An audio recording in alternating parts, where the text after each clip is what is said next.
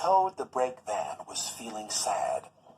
Everywhere he looked, he could see engines and coaches moving steadily forwards.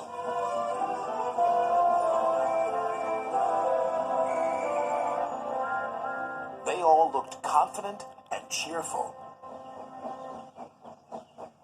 One day, he decided to talk to Oliver, the Great Western Engine.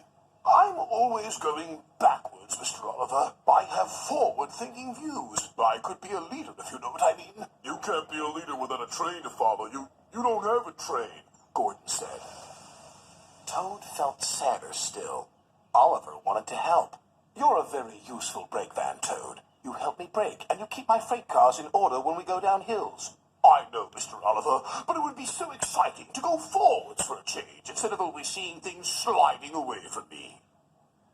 The freight cars were cross with Toad. Who's he to start complaining? He's lucky to be able to look after us. Let's teach him a lesson.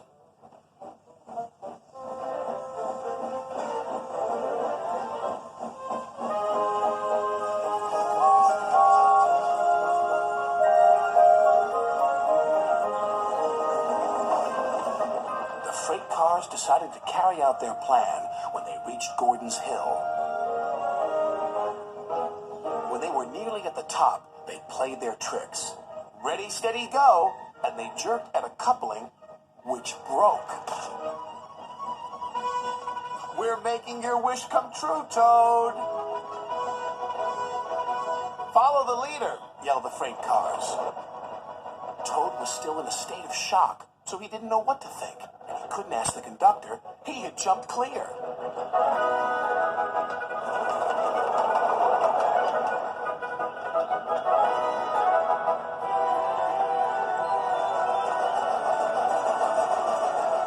Faster, faster, as fast as you want, screamed the freight cars.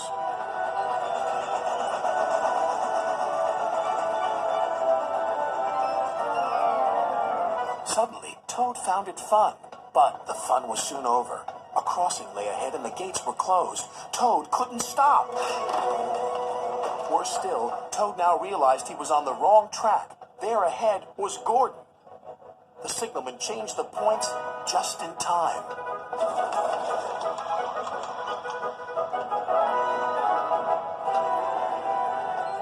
On, faster, cried the freight cars. Suddenly, he saw James pulling a long, slow train. Oh, my goodness! Help! Save me!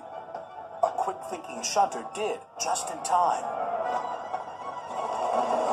What was that? Exclaimed James. The signalman warned the station master at the next station. There's a runaway coming. We'll send him into the sidings. Help! Help! Called Toad again. Toad saw some buffers. Those'll stop me! But the points to the buffers weren't set. No! I'm back on the main line! Meanwhile, Oliver was racing to the rescue. I must catch Toad. I must! Toad sped past Henry. More danger lay ahead. Men were working on a bridge, but they had been warned about the runaway Toad and his freight cars. They diverted him onto old sidings, straight into a muddy pool.